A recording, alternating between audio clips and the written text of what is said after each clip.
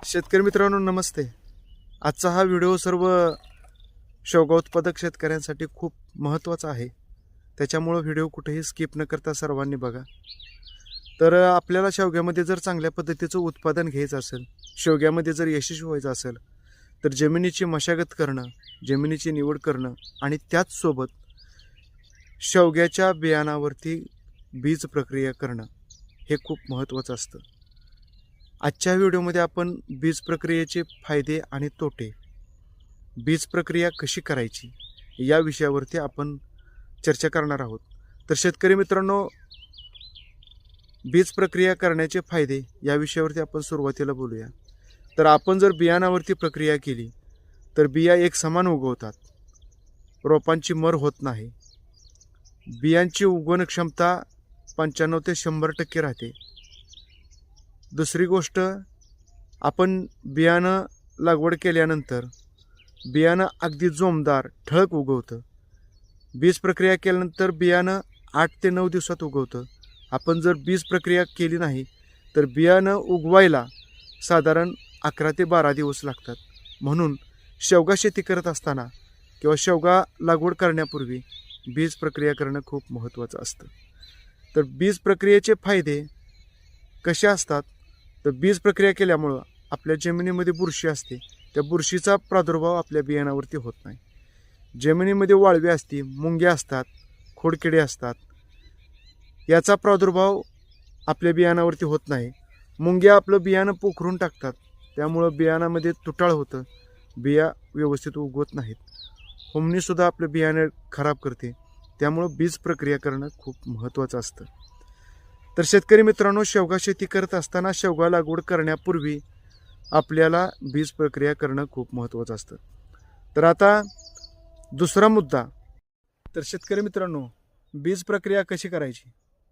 शेवग्याच्या बियाचं कवच हे वरचं कडक असतं. बीज प्रक्रिया का करायची? तर आपण बिया ज्यावेळेस शेतामध्ये टोचत असतो, लागवड करत असतो, त्यावेळेस काय असतं, एखादी बी खोलवर जातं, एखादं वर राहतं, काय कोरडीला जातं, काय ओल्या ठिकाणी राहतं. जी बी कोरडीच्या ठिकाणी जातं ते बी उगवायला उशीर होतो. म्हणून बीज प्रक्रिया कशी करायची? तर बिया आणल्यानंतर स्वच्छ पाण्यामध्ये, मग ते बोरचं असू द्या, विहिरीचं असू द्या, RO फिल्टर असू द्या, कुठलंही स्वच्छ पाणी घ्या. त्या पाण्यामध्ये बिया साधारण 5 ते 6 तास बिया भिजत घालायच्या. 5 ते 6 तासानंतर बिया पाण्यातून बाहेर काढायच्या. जास्त वेळ पण बिया पाण्यामध्ये ठेवू नका, कारण बिया कुजण्याची शक्यता असते. 5 ते 6 तासानंतर बिया पाण्यातून बाहेर काढल्यानंतर ज्यांना जैविक पद्धतीनं शेवगा शेती करायची त्या शेतकऱ्यांनी काय करायचं, तर साधारण 10 लिटर पाण्यासाठी 1 लिटर देशी गाईचं गोमूत्र घ्यायचं. किंवा त्या ठिकाणी तुम्ही 10 लिटर पाणी लागत असतं 5 लिटर पाणी घ्या आणि देशी गाईचं गोमूत्र अर्धा लिटर घ्या आणि त्याच्यामध्ये परत 15 ते 20 मिनटं बिया भिजू घालायच्या. त्या पाण्यातून बिया बाहेर काढायच्या आणि कोरड्या कपड्यावरती सावलीला सुकायला ठेवायच्या. किंवा तुम्ही असंही करू शकता की ट्रायकोडर्मा पावडर आणि PSB पावडर, ट्रायकोडर्मा पावडर प्रति किलो बियासाठी 5 ग्रॅम आणि PSB पावडर प्रति किलोसाठी 5 ग्रॅम घेऊन ते बियाणावरती व्यवस्थित चोळून घ्यायचं आणि ते बियाणं सावलीला ठेवायचं. आणि ज्या शेतकऱ्यांना रासायनिक बीज प्रक्रिया करायची तर त्यांनी काय करायचं की कार्बेंडिझम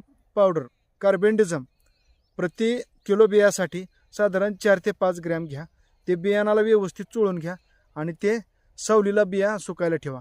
तर अशा पद्धतीनं जैविक पद्धतीनं ज्याला शेवगा शेती करायची त्यांनी देशी गाईचं गोमूत्र वापरा, PSB वापरा, आणि ज्याला रासायनिक बीज प्रक्रिया करायची त्यांनी रासायनिक पद्धतीनं शेवगा शेती करायची त्या शेतकऱ्यांनी कार्बेंडिझम पावडर साधारण 1 किलोसाठी 4 ते 5 ग्रॅम लावली तरी बीज प्रक्रिया व्यवस्थित पद्धतीने होती. त्याच्यामुळं किडा मुंगी लागत नाही, बिया चांगल्या पद्धतीनं उगवतात. तर अशा पद्धतीनं शेतकरी मित्रांनो, अशा पद्धतीनं आपण शेवगा बीज प्रक्रिया करून आपल्या शेतामध्ये लागवड करायची आणि शेवगा बीज प्रक्रिया केल्यानंतर 100% तुमची रोपं चांगली उगवणार, रोपांची वाढ चांगली होणार, जमिनीतल्या बुरशीचा प्रादुर्भाव होणार नाही. म्हणून शेवगा उत्पादक शेतकऱ्यांनी बीज प्रक्रिया करणं खूप महत्त्वाचं आहे.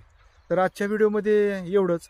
पुढच्या व्हिडिओमध्ये आपण आपणा सर्वांसाठी अशी शेवगा शेती असेल किंवा शेती संलग्न व्यवसाय, फळबाग शेतीविषयी माहिती घेऊन येऊया.